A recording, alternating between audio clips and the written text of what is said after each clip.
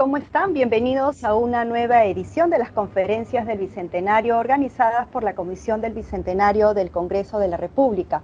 Hoy trataremos acerca de la participación de Lambayeque y Trujillo en la independencia peruana en el marco del Bicentenario de las juras de sus independencias ocurridas en diciembre de 1820. Para esta ocasión nos acompañan dos destacados historiadores. Iniciamos el programa presentando al primer expositor. Él es Miguel Arturo Seminario Ojeda. Él es sociólogo, historiador, museólogo y docente universitario, secretario general del Centro de Estudios Históricos Militares del Perú, director del Museo Electoral y de la Democracia del Jurado Nacional de Elecciones y presidente de la Red Internacional de Museos de la Democracia. Es autor de 7 libros de historia regional y 4 de historia de la democracia.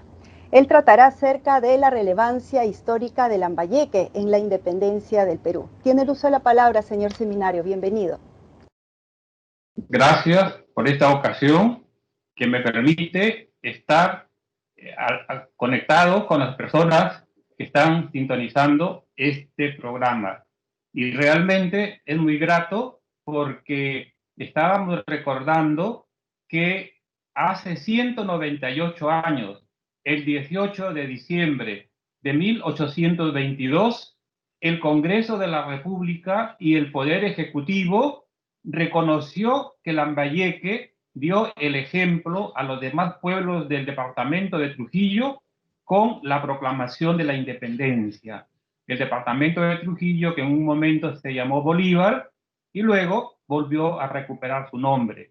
Es decir, que de manera temprana el gobierno reconoce que Lambayeque, en la ciudad del mismo nombre, capital del partido de la provincia homónima, se dio este grito, y por eso desde el 18 de junio de 1822 le había dado el título provisional de ciudad a Lambayeque, además del título de generosa y benemérita. Es decir, que para los lambayecanos, que con toda seguridad el 27 de diciembre van a evocar esa gesta que comprometió a hombres y a mujeres de 1820, tendrá un significado muy hondo por ese reconocimiento temprano que hace el gobierno de la participación en la gesta de la independencia. Sin embargo, así como hemos ubicado que hay lambayecanos tupacamaristas en 1780 y que lo dio a conocer el historiador Juan José Vega, que también publicó un libro sobre Pizarro en Lambayeque, con ellos, con el cacique Temoche de 1780, hay otros personajes que merecen ser evocados hoy que estamos hablando de la historia de la independencia de Lambayeque. Si bien el tema es sobre la independencia de Lambayeque, eso no nos impide recordar que Lambayeque es una región con historia. El actual departamento de Lambayeque, con su capital Chiclayo, es una gran región en cuyo espacio no solo ha florecido el señor de Zipán, Sicán y todo lo que conocemos gracias a la arqueología, sino que hay una serie de páginas inéditas en algunos casos que presentan a Lambayeque como una región con una gran historia, que no solo se ha protagonizado en la ciudad de Lambayeque, sino también en Ferreñafe, en Chiclayo y en los pueblos que están cerca al mar, y bueno, e incluyendo Azaña en su emplazamiento primigenio. Es decir, que Lambayeque es una región cargada de historia.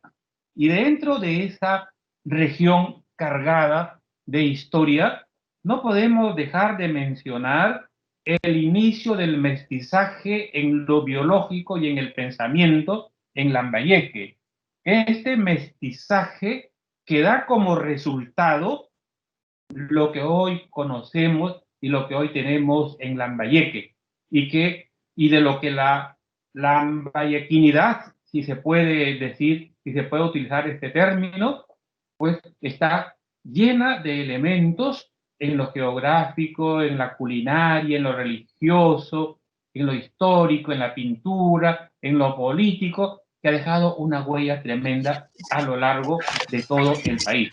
Por eso es que esa larga historia, desde 1532, está asociada a los hombres y a las mujeres que perfilaron la actual configuración biológica y cultural en el actual departamento de Lambayeque, incluidas las provincias que lo conforman.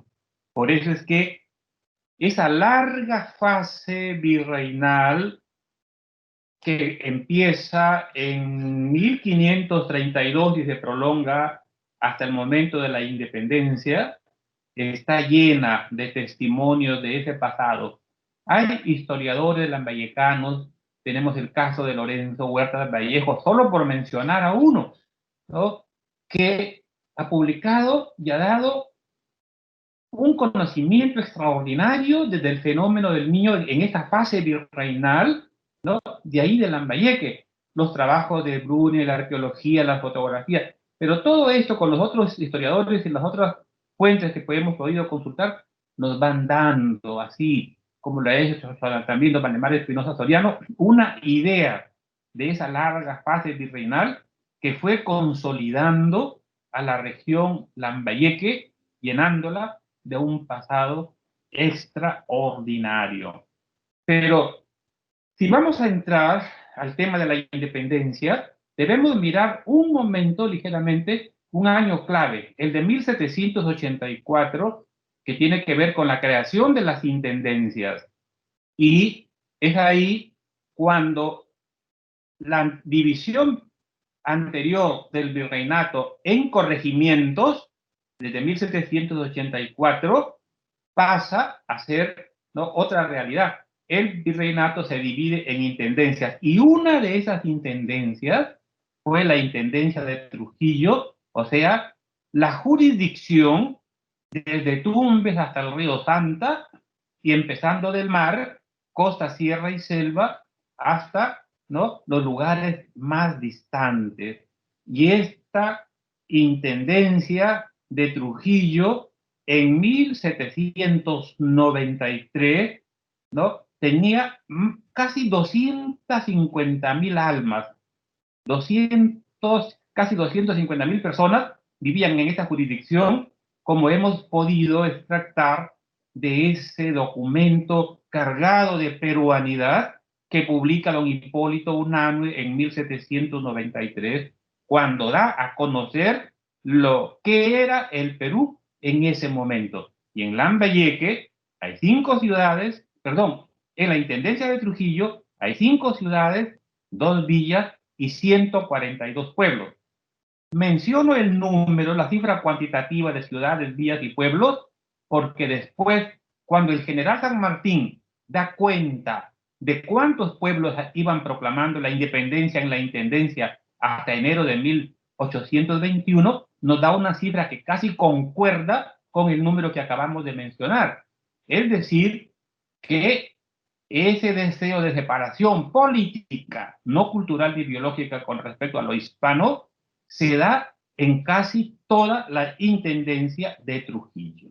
Y bueno, sabemos que el partido de Lambayeque, ¿no?, estaba conformado por 20 doctrinas, 7 pueblos anexos y en toda su jurisdicción había 35.192 personas de las diferentes razas en ese momento, los blancos peninsulares y americanos, más los negros, entre libertos y esclavos, los mestizos y los indios. Un número significativo, ¿no?, si tomamos en cuenta que en el momento de la independencia hay que tomar una decisión y los cabildos representaban a las poblaciones que estaban nucleadas en determinados espacios y que son la expresión de la voluntad popular. O sea, hay una idea de lo que es Lambayeque. Y si queremos recordar un poco a las autoridades previas a los años de la independencia, pues ahí tenemos que en 1793 se desempeñaba como subdelegado don Pedro Rafael del Castillo, ¿no? Don Pedro Rafael del Castillo, y que entre las autoridades también estaba don Diego Buenaño, que hacía la parte contable, ¿no? La administración de rentas unidas, de tabacos, de sal y de la aduana, estaba a cargo de don Lorenzo de Sierra. Y miren ustedes desde cuándo la familia Leguía está vinculada a la historia de Lambayeque, no solo en la República en el siglo XX, sino que también en el siglo XVIII. Ya ubicamos ahí a don Eustaquio Leguía como un oficial de contabilidad, tanto como al escribano José Vázquez Meléndez, o al encargado de los almacenes que para con control administrativo, a don Miguel Córdoba. Eso es para tener una idea. Pero si tenemos que evocar nombres, ¿no?, de los intendentes de Trujillo, dos son los que merecen una grata recordación de parte de los lambayecanos: don Vicente Gil de Taboada y Lemus, por las obras que emprendió ahí, tanto en Lambayeque como en Ferreñafe, ¿no? Y don José Bernardo de Tagle, indudablemente, por el papel que jugó en el momento de la independencia. Conocemos la trayectoria de don José Bernardo de Torretagle, sabemos cuánto se le recuerda en la ciudad de Trujillo y en Lima, pero la memoria de Torretagle está en todo, en toda lo que fue la comprensión de la antigua intendencia de Trujillo, que ya mencionamos al momento. Recordemos que alrededor de 1750 el sur y el centro fueron convulsionados, conmovidos por la gran rebelión de Juan Santos Atahualpa, y en 1780 por la de Túpac Amaru.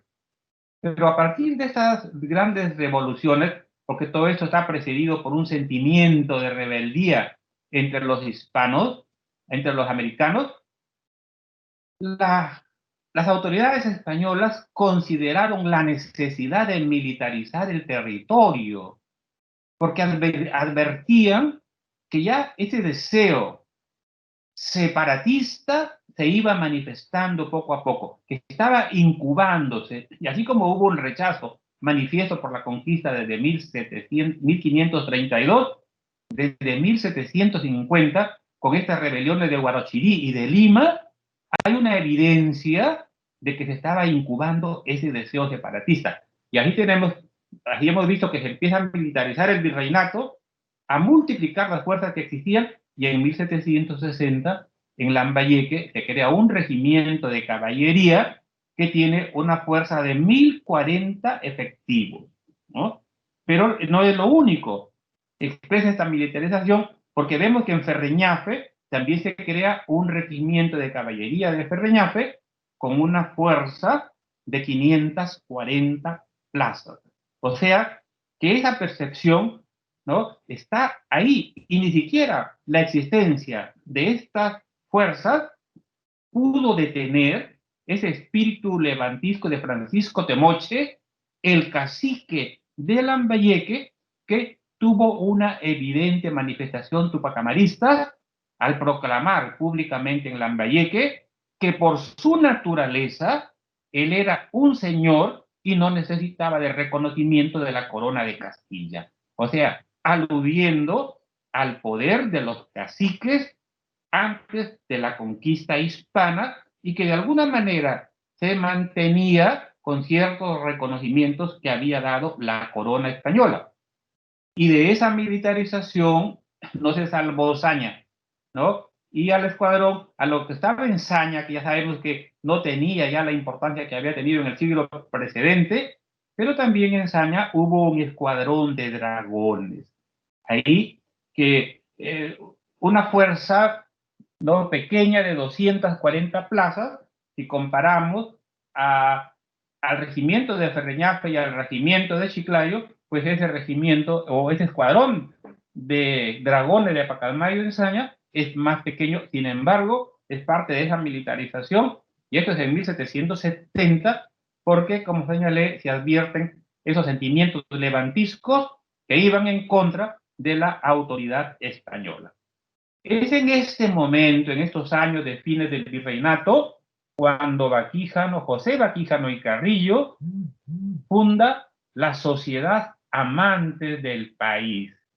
La Sociedad Amantes del País, que congrega a la intelectualidad peruana de ese momento que está movida por ese ideal de separación y al mismo tiempo están cargados de esa voluntad de peruanizar al Perú, peruanizarlo en el sentido de dar a conocer lo que era el virreinato en ese momento, porque ya el espíritu de rebeldía estaba incubado y era percibido por estos hombres a los que hoy reconocemos como los precursores, los que sembraron el inicio de ese camino para alcanzar la independencia, la libertad, con la soberanía plena de restitución del Estado peruano. Y entre estos hombres se destaca el secretario de la Sociedad Amante del País, que es don Hipólito Unanue, que desde el Mercurio peruano vende la idea de patria, les dice a los peruanos, a los que leían esta publicación periódica, lo que era el Perú en lo político, militar, religioso, social, económico, costumbres, tradiciones. O sea, se vende la idea de patria, porque el Mercurio peruano circula en todo el virreinato. Hay suscriptores de todo lado y además circulaban números sueltos que se vendían en las ciudades y en las villas hasta donde llegaba esta publicación con ese mensaje de peruanidad. Los hombres de la sociedad amante del país eran conscientes de esa fórmula que nos permite entender hoy día que la identidad se forma a partir del conocimiento más sentimiento. O sea, conocer significa saber. ¿Y cómo sé en ese momento lo que era el virreinato, la tierra en la que había nacido? Leyendo. No había televisión, no había videos como el día que tenemos de todo el país, pero leyendo nos trasladábamos hacia el escenario y a los hechos históricos que habían sucedido dentro de él. Y ese es el papel del Mercurio peruano, vender la imagen de lo que era el país para que se le quisiera. Por eso se genera un sentimiento, de manera que conocimiento más sentimiento igual identidad nacional. Luego, comenzando el siglo XIX, en actual jurisdicción lambayecana, que en ese momento estuvo todavía en jurisdicción piurana, pero que luego de la reforma que se hizo de los territorios pasó a espacio lambayecano, hay una protesta indígena en Tangasca y Sangama. Ahí estas comunidades, junto con las de Tomoche e Incahuasi, abiertamente se rebelaron. Indudablemente que el movimiento fue sofocado, pero está registrada esta protesta masiva en varios documentos del Archivo General de la Nación y con toda seguridad también hay documentación referida a ello en el Archivo Regional de Lambayeque, porque esta es una evidencia de que no solo los criollos y unos blancos peninsulares y los mestizos pensaron en esa idea separatista y se rebelaron contra el poder hispano. También los indígenas, no solo los del centro y los del sur, sino tenemos aquí esta evidencia con esta gran protesta en Tangasca, Tocmoche, Sangama e Incahuasi. Y como señalé, todo está precedido por este tupacamarista que en Lambayeque, en plena rebelión de José Gabriel Condorcanqui, proclama el señorío que llevaba dentro. Pero ese sentimiento de independencia está fortalecido en 1809 por otro suceso. Es que se convoca a elecciones para elegir a un representante del virreinato del Perú ante las Cortes Generales. España estaba invadida y había que pensar en qué hacer. Y los peninsulares, para tomar esa decisión, convocaron también a los americanos. Por eso es que se hacen las primeras elecciones. O sea, se vive una primera experiencia de la democracia representativa en el Perú. Y en Lambayeque es un día histórico que debe registrarse en esa gran colectividad. Es el 5 de julio de 1809, el primer asomo a la democracia, o sea, delegar poder a un representante. Las autoridades hasta entonces tenían el poder por nombramiento, por designación, pero no estaba la legitimidad, que significa que necesariamente el pueblo reconociera la autoridad que emanaba, el mando que ejercía quien decía representarlo. Y en 1809, ahí tenemos ese germen, ese asomo de la democracia que fortalece lo que ya había germinado en ese sentimiento de independencia, ¿no? Por eso es que cada 5 de julio se debe reflexionar un momento ahí en Lambayeque, al tenerse ya conocimiento de que comienza la democracia representativa en ese gran espacio. Y luego, al año siguiente, el 11 de septiembre de 1810, hay otra práctica ya más intensa, porque se había convocado a representantes para las Cortes Extraordinarias de Cádiz. Y Lambayeque elige ya con mayor experiencia que el año anterior y tiene, ¿no? Y tiene a su representante, don José Joaquín Olmedo, que va a representar a Lambayeque ante esas Cortes Generales Extraordinarias reunidas allá en España, en Cádiz. Esa constituyente, donde hay varios representantes por el Perú y por los otros dominios españoles en América, tiene como finalidad crear un cuerpo legislativo de carácter liberal que acabe con la sociedad estamental que ya el pueblo rechazaba, no solo en América, sino también en España. Y es así como, en marzo de 1812, se jura la Constitución de Cádiz allá en España y se comunica de inmediato, ¿no? Se comunica de inmediato que esa Constitución también debía jurarse en el Perú. Pero, ¿qué es lo principal de esta Constitución? ¿Qué es lo que la hace trascendente? Es que nos convierte de súbditos en ciudadanos, o sea, ya como personas con capacidad para delegar poder a sus autoridades, ya como personas libres. Por eso es que en la Constitución, cuando se jura en Lima en diciembre, de inmediato el virrey comunica al intendente de Trujillo y a los subdelegados de los partidos, entre ellos al de Lambayeque, para que se jure la Constitución. ¿Y cuándo se jura la Constitución en Lambayeque? A fines de 1812. Hay lugares donde la Constitución se jura también en quechua. No es el caso de Lambayeque, porque la mayoría era hispanohablante. Pero hay otros espacios del país donde sí se jura en quechua.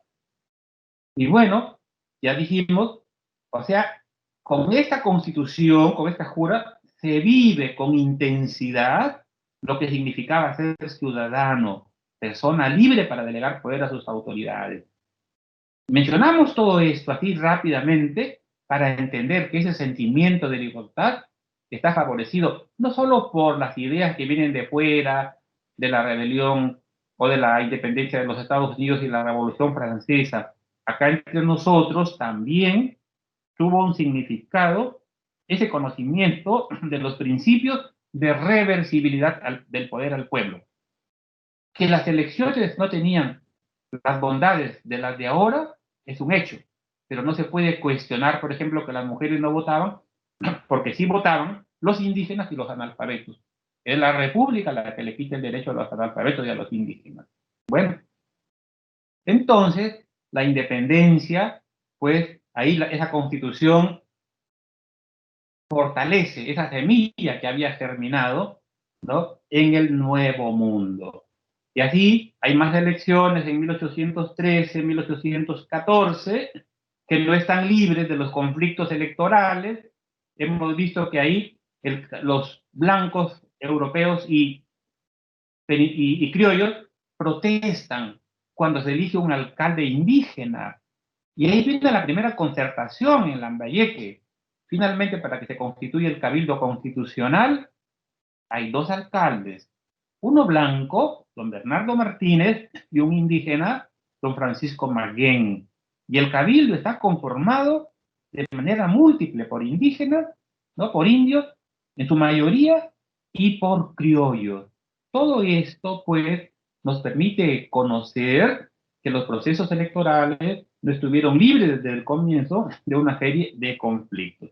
Y así siguen las experiencias por las elecciones hasta que llegamos a 1820 y nos hacemos la pregunta de si la independencia en el Perú fue un acto de conciencia.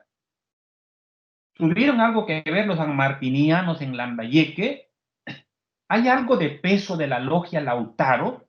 Recordemos que la logia Lautaro es una logia patriótica, no es una logia masónica. El propósito de ambas difería. Mientras la logia masónica iba a convertir a los territorios libertos en protectorados británicos, la logia patriótica liderada por San Martín, la logia Lautaro, buscaba la total independencia, no solo de España, sino de cualquier potencia, de cualquier país. Y la independencia, de acuerdo a lo que estamos viendo, tanto en Lambayeque como en el resto del Perú, fue un acto de conciencia, no fue algo concedido. Los peruanos no esperaron que el ejército libertador llegara a sus espacios para manifestar ese deseo de ruptura, porque ya era indetenible, era una cosa necesaria. Evidencias de la logia Lautaro en Lambayeque las hay. Esta logia, ¿no?, sanmartiniana, que fortalece quizá el espíritu de los lambayecanos que vivían en esos espacios. Por eso es que el 27 de diciembre, como llevamos dicho, Lambayeque se convierte en la primera ciudad de la Intendencia de Trujillo en declarar, proclamar y jurar su independencia. Porque, como le diría la presidenta de la Academia Nacional de la Historia, las declaraciones de independencia son los actos más simbólicos de los pueblos en expresión de su ruptura con el régimen hispano. La declaración la hace el municipio, representante del pueblo. Es el documento jurídico que existe ahí de los lambayecanos, que expresan, ¿no?, el cabildo a nombre de los lambayecanos, el deseo de rompimiento con el vínculo político de la metrópoli. Luego, la proclamación es el acto popular de convocatoria a todos para un festejo público con iluminación en las noches, bandas, cadenetas, bailes y todo lo que eso significaba. Y a veces el mismo día o 2 días después se hacía la jura, ese compromiso solemne de mantener aún a costa de la propia vida esa independencia que se había declarado y que se había jurado, declarado, proclamado y jurado. Y siendo Lambayeque el primer pueblo que lo hizo en la Intendencia de Trujillo, el 18 de diciembre, como queda en el archivo del Congreso de la República, el documento, y en la publicación de la colección Oviedo, se da esa ley reconociendo que Lambayeque dio el ejemplo a los demás pueblos del departamento de Trujillo en la proclamación de la independencia, cuyo bicentenario se va a celebrar este 27 de diciembre del 2020. A pocos días estamos de la celebración, de la conmemoración de este bicentenario. Y esto, además, lo podemos verificar leyendo la correspondencia del general San Martín a Torretagle. Yo les dije, ¿no?, que el general San Martín menciona que en enero más de 100 pueblos de la Intendencia ya habían declarado, proclamado y jurado la independencia. Y además, en correspondencia previa a Torretagle, le había informado que de las ciudades que en el sur y en el centro habían hecho lo mismo. Es una cosa muy grata de conocer todos estos detalles y saber que hay personajes en esta proclamación de la independencia de Lambayeque, como Juan Manuel Iturregui, ¿no?, y que está presente. Pero la proclamación no solamente se hace ahí en Lambayeque, el 27 de diciembre, porque el 31 de diciembre, ya por un documento enviado tanto por Torretagle como por otro enviado desde Lambayeque, es que se hace la proclamación en Chiclayo, como se da cuenta en el acta correspondiente. 31 de diciembre Chiclayo, y el 1 de enero de 1821 lo hace Ferreñafe.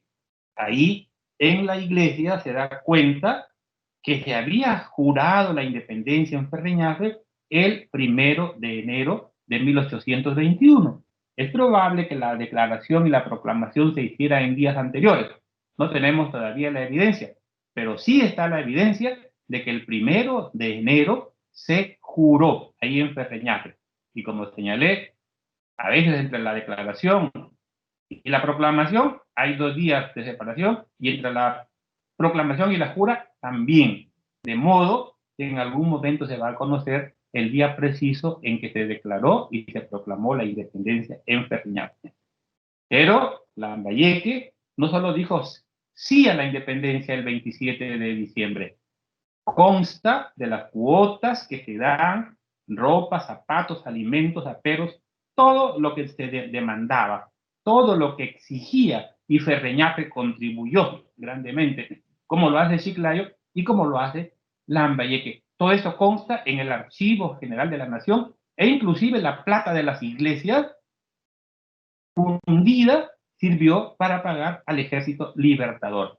Y sobre eso pues hay un gran reconocimiento a los hombres de la independencia, no solo a Pascual Saco Oliveros y Juan Manuel Iturregui, sino que hay otros lambayecanos como José María Lastres, Zamudio Lorenzo Castañeda, José María Morante, José de la Cruz Pantoja, Matías Serna y otros que en el Panteón Nacional de los Próceres y en el archivo del Centro de Estudios Históricos Militares nos permiten hacer un brindis por este suceso de hace 200 años y que ahora estamos compartiendo gracias al Congreso de la República. A todos ustedes, muchas gracias por estar conectados y por permitirnos compartir el resultado de esta investigación sobre la independencia de Lambayeque.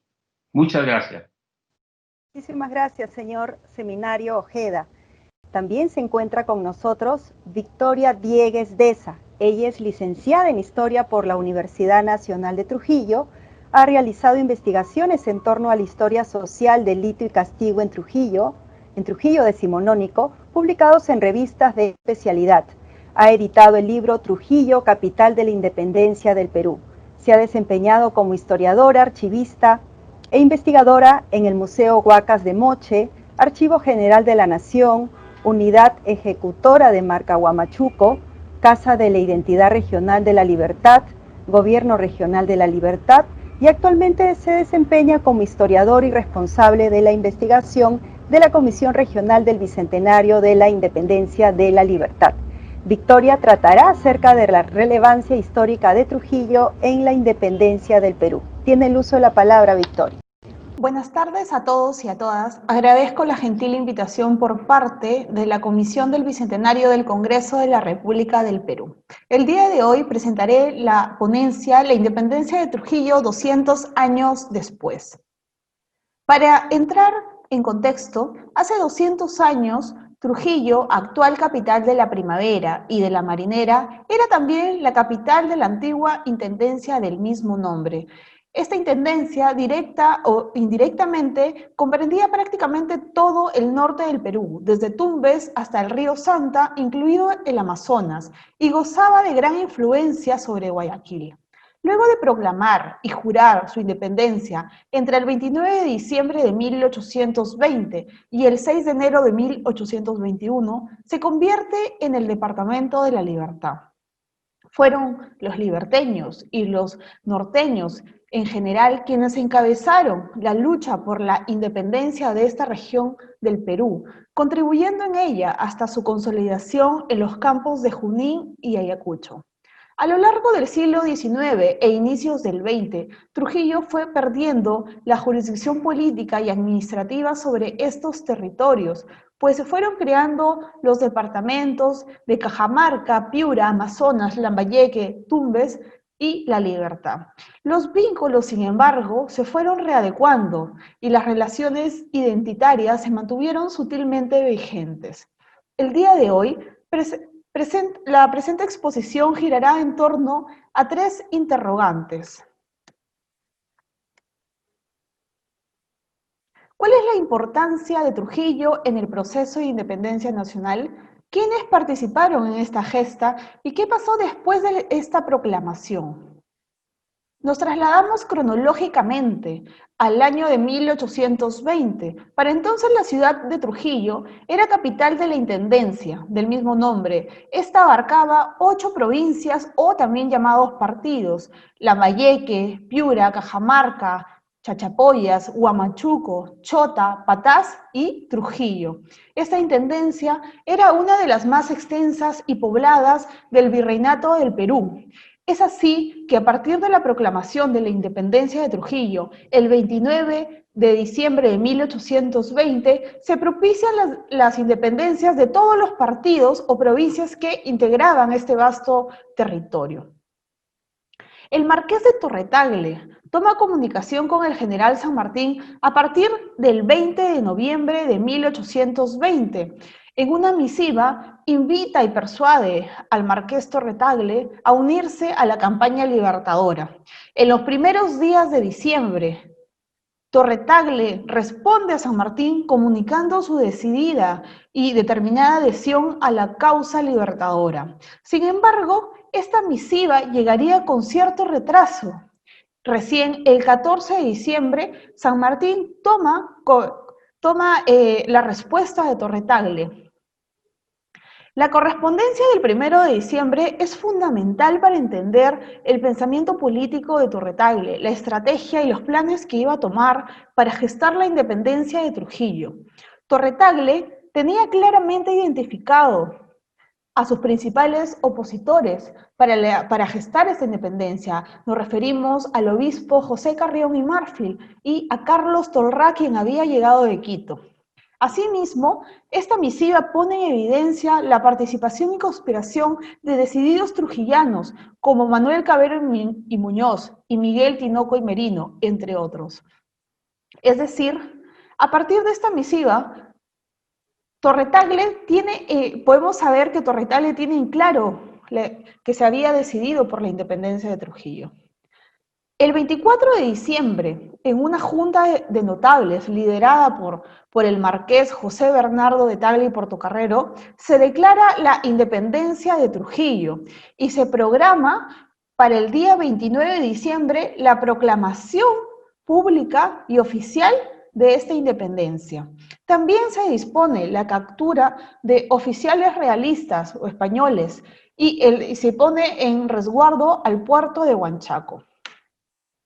El 29 de diciembre de 1820, en cabildo abierto y con respaldo popular, José Bernardo de Tagle y Portocarrero proclama la independencia de Trujillo, renuncia y pone a su disposición el cargo de gobernador-intendente. El cabildo no acepta su renuncia, en cambio sí le restaura nuevamente el cargo. Acto que para el historiador Juan Chigne, Torretagle pretendía buscar la legalidad de la proclamación. ¿Quiénes intervinieron en este proceso y qué pasó después de la proclamación del 29 de diciembre de 1820? El Cabildo Independiente, el nuevo Cabildo, estuvo integrado por los antiguos cabildantes, algunos de ellos del régimen colonial, pero se unieron a este nuevo cabildo jóvenes trujillanos cuyos nombres fueron inmortalizados en las páginas de la historia del Perú. Nos referimos a Luis José de Orbegoso y Moncada, hacendado, nacido en Chuquizongo, Usquil o Tusco, ubicado en el actual departamento de La Libertad. El mariscal Luis José de Orbegoso empezó desde muy joven a incursionar en la política de la región y se convirtió en presidente del Perú.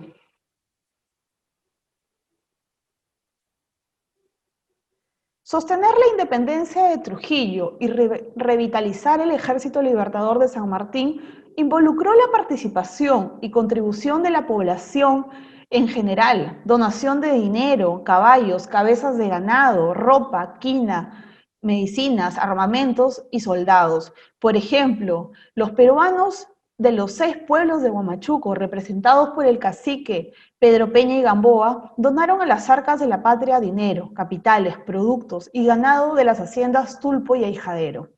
Los indígenas Por su lado, los indígenas del pueblo de Zimbal también contribuyeron con lo recaudado de sus arriendos de las tierras. Fue vital para el éxito de las recaudaciones en las comunidades indígenas la presencia de un noble indígena, José Efio Cori Uzcamaita, quien fue nombrado recaudador de donativos para la patria. Pero además, recordemos que Cori Uzcamaita aparece como parte del cabildo, del nuevo cabildo independiente y firma el acta de jura de la independencia. Se sumaron a las arcas también de la patria el dinero de los arriendos de las haciendas de Zacachique, ubicadas en el actual distrito de Laredo.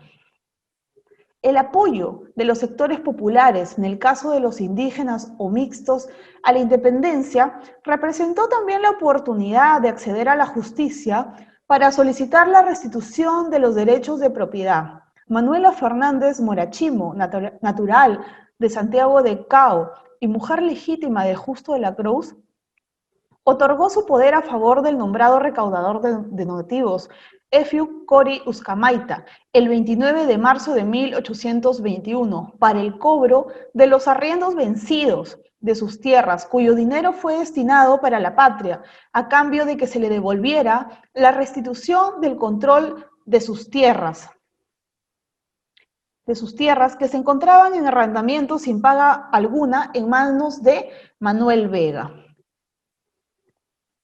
El pueblo de Virú contribuyó también con un total de 3.502 pesos y 7 reales para las arcas de la patria. Un padrón, una evidencia documental asentada en una causa criminal del Archivo Regional de la Libertad pone en evidencia que 408 pobladores de Virú aportaron cada uno de ellos para la patria. Podemos mencionar algunas familias como de la Cruz, Reyes, Ramos, Morillas, Guamán, Castillo, Díaz, Vergara, Bernabé. El padrón incluye a una única mujer, Rosa Villanueva.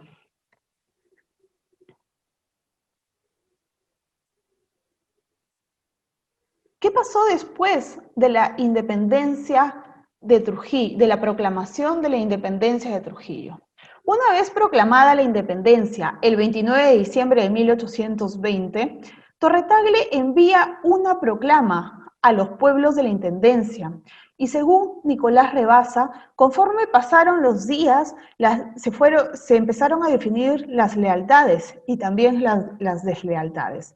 Y Cajabamba Cajabamba es un pueblo que hace 200 años pertenecía al partido de Huamachuco de la Intendencia de Trujillo.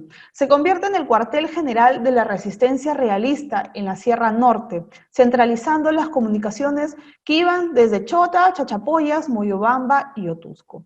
Al mismo tiempo, en Cajamarca, uno de los principales conspiradores fue Mariano Castro y Taboada, quien había sido nombrado por el virrey Pezuela como gobernador político y comandante militar del partido de Cajamarca, con el objetivo de provocar un movimiento reaccionario contra los patriotas. Para Valdemar Espinosa, la posición conservadora de Castro y Taboada frente a la independencia había motivado las insurrecciones en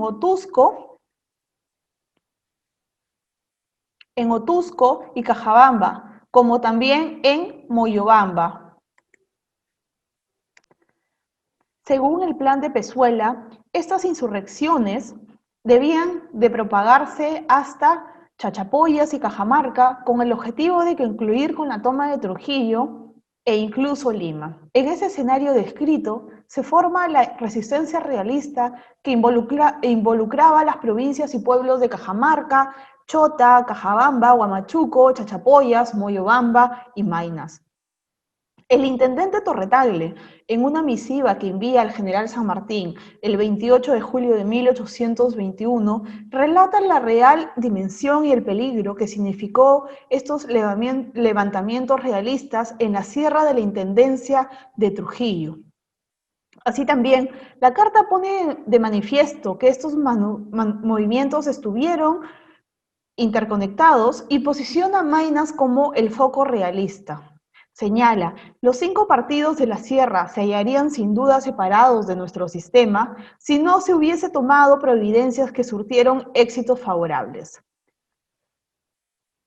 En este contexto, en mayo y junio de 1821, los pueblos de la sierra de Trujillo se encontraban convulsionados y habían ánimos realistas. Es así que Ramón Noriega se adelanta a los planes de Mariano y Castro y proclama en Otuzco la reacción realista a favor del rey en mayo de 1821. Otuzco era un pueblo del partido de Huamachuco, constituido por 13 haciendas. Su población era mayoritariamente indígena, seguida por la mestiza, una mínima cantidad de criollos y de españoles. En la jura de la independencia de Otuzco, ordenada desde Trujillo por el gobernador intendente, solamente participaron algunos vecinos. Nicolás Rebasa, en sus anales de las guerras por la independencia y la libertad, advierte que hizo falta persuadir al pueblo tuscano sobre la independencia, porque en el imaginario de ellos, la independencia atacaba al rey y a la religión. El domingo 13 de mayo de 1821 estalla el movimiento realista en Otuzco, quizá el más cruento y sangriento de toda la intendencia. Mucha sangre se derramó en Otuzco y en sus inmediaciones, pues sus habitantes, seducidos por los cabecillas, peleaban desesperadamente. Comunica Torretagle en una misiva a San Martín. En el informe del presbítero Rondón, ubicado en el archivo del Sagrario, el archivo arzobispal de Trujillo, señala: las calles de dicho pueblo se hallan atacadas de cadáveres, regada la sangre de 3 sacerdotes. En efecto, se fusilaron a 8 cabecillas y entre ellos a un notario llamado Merino, quien era cercano al obispo Carrión y Marfil. El pueblo de Otuzco y las inmediaciones fueron tomadas por los realistas. Del resultado de esta insurrección dependía la tranquilidad del resto del partido de Huamachuco, excepto la de su capital, que era decididamente patriota. Los caudillos de Cajamarca, otro pueblo del partido de Huamachuco, quienes también se encontraban levantados, apoyaron con dinero a Otuzco, dinero, ganado y armas, 50 lanzas, 25 escopetas y 500 cabezas de ganado. Tanto la insurrección de Otuzco como la insurrección realista de Cajabamba estuvieron estrechamente conectados y tuvieron la misma duración de tiempo. El 17 de mayo de 1821, a partir de las noticias y rumores, construyen en Cajabamba un imaginario de la derrota del ejército comandado por el general San Martín y del estallido de la insurrección realista en Otuzco. En este contexto, en dicho pueblo, en Cajabamba, un grupo de terratenientes españoles y criollos, tanto hacendados y mineros y también eclesiásticos, fueron apoyados por sus colonos, estancieros y de una parte del común de la población, tomaron la plaza de Cajabamba y proclamaron a una sola voz: ¡viva el rey y muera el pirata de San Martín! Chileno, viva el rey, viva el rey. A medida que pasaba el tiempo, la intensidad de la resistencia iba en aumento. Entraron con la tropa armada y la bandera real un número de aproximadamente 300 hombres uniformados, llevando consigo una insignia del regimiento del Calvario, liderados por el tambor del regimiento de Cajamarca, Juan de Mata. La plana mayor de la tropa realista estaba conformada por el comandante Miguel Escalante, el sargento mayor Lorenzo González de la Carrera, español y dueño de la hacienda de Chorobamba, el ayudante de las órdenes Juan Antonio Escusa, miembro de la Universidad de Alcalá en España, los capitanes Mariano Joaquín de Urtecho, José Morales y Pedro Joseph de Guía, y el sargento Julián Sustacha, rangos militares adjudicados por ellos mismos. Se les agregó el religioso español Francisco Pasos, Juan Manuel Arbaiza, Antonio María Cárdenas, dueño de las haciendas de Otuto y Hualanga en Cajabamba, y también se les unió José Joaquín Urdapileta. el 3 de junio de 1821, domingo de Pentecostés, como señala el informe del presbítero Rondón, se llevó a cabo la derrota realista en Otusco. Torre-Tagle, para derrotar a los caudillos realistas en Otusco, destaca al capitán de la Guardia Nacional, Silvestre de la Cuadra, y al teniente coronel Andrés de Santa Cruz, quien había sido enviado este último por San Martín a Trujillo con una tropa de 600 hombres de las compañías veteranas del Río de la Plata. Siguieron por la ruta de Sincicac, ubicado a 6 leguas de Trujillo, para luego tomar el Peñón de Urmos y entrar al pueblo. Los cabecillas como Ramón Noriega y el español Vicente Pirula lograron fugar. El destino del primero fue incierto. Unos dijeron que había fugado a Manzaña y otros señalaron que había fugado a un bosque, quedando completamente loco. Sus haciendas, Chota y Mótil, fueron confiscadas por el Estado patriota, quedando por mandato judicial en manos de Juan Nepomuceno Carranza, el único patriota decidido que hubo en Otusco, según Nicolás Rebasa. En el caso del español Vicente Pirula, logró escapar hasta el Guayaga, donde finalmente fue apresado y remitido a Trujillo. Enterados los cabecillas de Cajabamba de la derrota de Otusco, Juan Antonio de Escusa, Francisco Pasos y Julián Sustacha huyeron por la montaña del partido de Patás hacia Maynas, en unión del coronel Carlos Tolrac. El religioso Francisco Pasos participó en la batalla de Higo Surco, en las inmediaciones de Chachapoyas. Recordemos que esta batalla tuvo lugar el 6 de junio de 1821, solo 3 días después de la de Otusco, donde después de un cruento enfrentamiento se obtuvo la victoria patriota, quedando finalmente el bloque norte asegurado. Es así que 100 años después, Trujillo conmemora su centenario, ¿no? Y este llegaría con grandes cambios en el contexto internacional, nacional y regional. Europa estaba golpeada por los embates de la Primera Guerra Mundial. El Perú se encontraba bajo el gobierno de Augusto B. Leguía, quien había favorecido la apertura al capital extranjero, especialmente el norteamericano, y había desarrollado una política orientada a absorber el poder a través del Ejecutivo. Una de las grandes políticas tuvo que ver con el desarrollo urbano a través de las obras públicas en aras de la modernización. La Libertad, el Departamento de la Libertad, caracterizado por la producción de las grandes haciendas azucareras, se vio afectado por el impacto de la crisis mundial y, en consecuencia, la caída del precio del azúcar.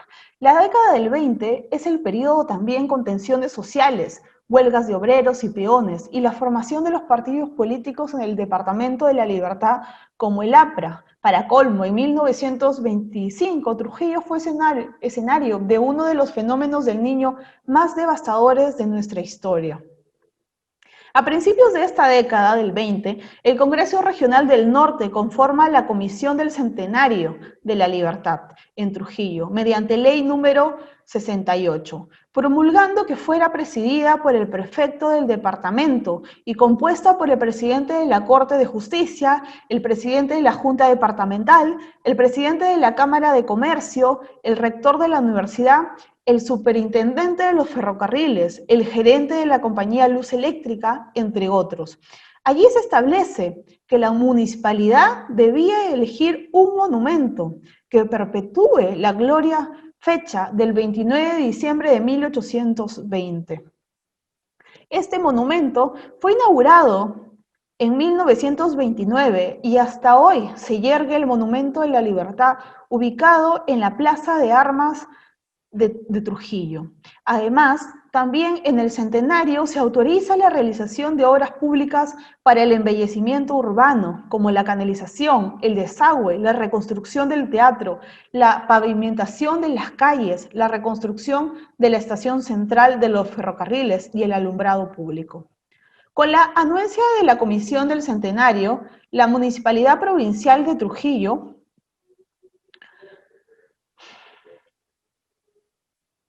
Instala el 18 de octubre de 1920 la Comisión Municipal del Programa para las Fiestas del Centenario, bajo la presidencia del teniente alcalde Cecilio Cox y de los señores Arturo Tapia, Andrés Disleo Herrera, Álvaro de Bracamonte, Humberto Tealdo. Dicha comisión municipal se encargaría de la preparación y ejecución del programa conmemorativo, orientado al desarrollo de las festividades y actos protocolares, para lo cual se formaron 5 comisiones: la Comisión de Veladas, la Comisión de Fiestas Sociales, la Comisión de Iluminación, la Comisión del Manejo de Rentas, la Comisión de Alojamiento y Atenciones, la Comisión del Concurso del Tiro a Blanco.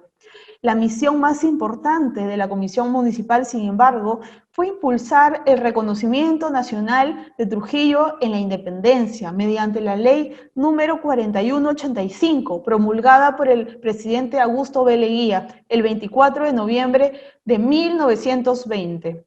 Allí se establecieron 3 días feriados, 29, 30 y 31 de diciembre de 1920, para la celebración del centenario. Y en el artículo 2 de la misma ley declara feriado los 29 de diciembre de cada año en el Departamento de la Libertad, con vigencia hasta la actualidad. Las fiestas sociales entre el 29 y 31 de diciembre se llevaron a cabo en 3 escenarios: Palacio Municipal, Club Libertad y Club Central. La ceremonia central del día 29 se realizó en el Palacio Municipal con la concurrencia de los ministros de Estado, el prefecto, el alcalde, los regidores, las autoridades de las instituciones y público en general. Fueron 4 discursos a cargo de Alberto Larco Herrera, Álvaro Pinillos Goicoechea, Carlos Godoy e Ismael Otoya. Los discursos estuvieron también marcados por los recuerdos de la guerra con Chile. En ellos erigieron como figuras centrales de la gesta libertadora de Trujillo a don José de San Martín y a José Bernardo de Tagle y Portocarrero. Los 2 últimos discursos, según el historiador Isa Trujillo, fueron sobre todo homenajes. El tercero en alusión a los benefactores de la ciudad de Trujillo en el contexto de la guerra con Chile, y el último de ellos dirigido a Víctor Larco Herrera.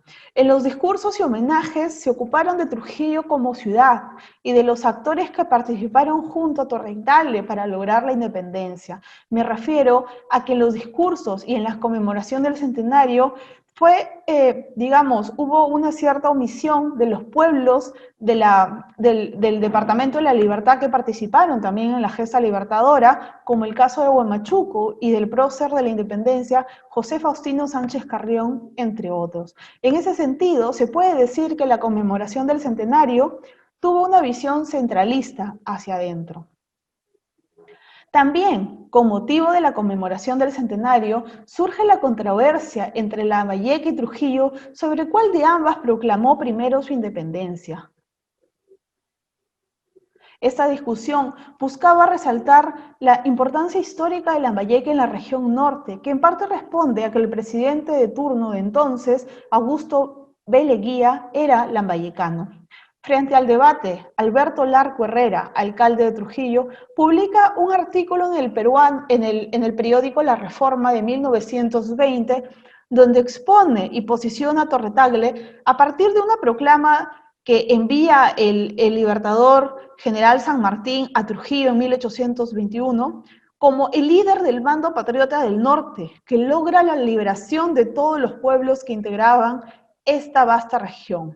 Señala: la voz de aquel hijo de la libertad resuena por todo y el ámbito del afortunado Trujillo, y de acuerdo con sus sentimientos, unidos a los de todos sus habitantes, más de 100 pueblos proclaman su independencia y se hace esta gloriosa transformación. Sin desmerecer la importancia de Lambayeque e incluso reconociendo su patriotismo, Larco Herrera afirma lo siguiente: Lambayeque es pueblo hermano, nadie pretende negarle su valor y sus virtudes. Fue parte de la provincia de Trujillo en los días de la gloria de su proclamación, y unidos iremos a conmemorar fecha tan culminante. Sumado a ello, debemos tener en cuenta en el presente lo siguiente. Primero, Lambayeque, durante el periodo colonial, y la independencia era parte y dependía de la Intendencia de Trujillo. Segundo, la proclamación del 27 de diciembre de 1820 en Lambayeque se hizo de forma privada, motivo por el cual tuvieron que repetirla de forma pública recién el 31 de diciembre de 1820.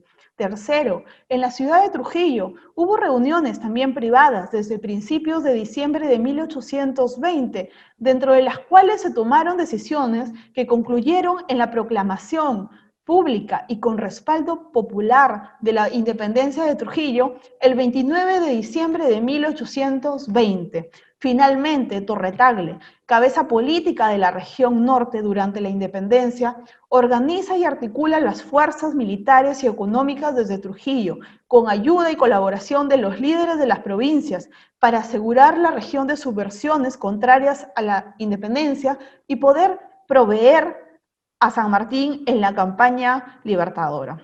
Finalmente, 200 años después, debemos los norteños unidos conmemorar nuestro bicentenario. El 27 de diciembre de 1820, Lambayeque, el 29 de diciembre de 1820, Trujillo, y de manera siguiente todas las provincias que antiguamente integraban esta intendencia. Gracias. Vamos a ceder nuevamente el uso de la palabra a los historiadores. No sé si el señor Seminario tenga algo más que agregar a manera de conclusión final. Sí, que en este bicentenario de la independencia de Lambayeque y de la independencia nacional, los hombres y las mujeres de Lambayeque, los lambayecanos y las lambayecanas, van a reflexionar y con toda seguridad a sentir un puente que los lleva, así como a través de un túnel imaginario, para revivir la grandeza de los que les precedieron en este espacio, y hoy lo van a valorar más que nunca, porque la independencia fue lograda, nuestra independencia, y a partir de 1821 se restituyó el Estado soberano que se había truncado en 1532. Adelante y viva para todos por este suceso del bicentenario. Bien, de esta manera hemos culminado la conferencia Relevancia Histórica de Lambayeque y Trujillo en la independencia del Perú. Agradecemos a los expositores por su valioso aporte a nombre de la Comisión del Bicentenario del Congreso de la República. Muchas gracias, buenas noches.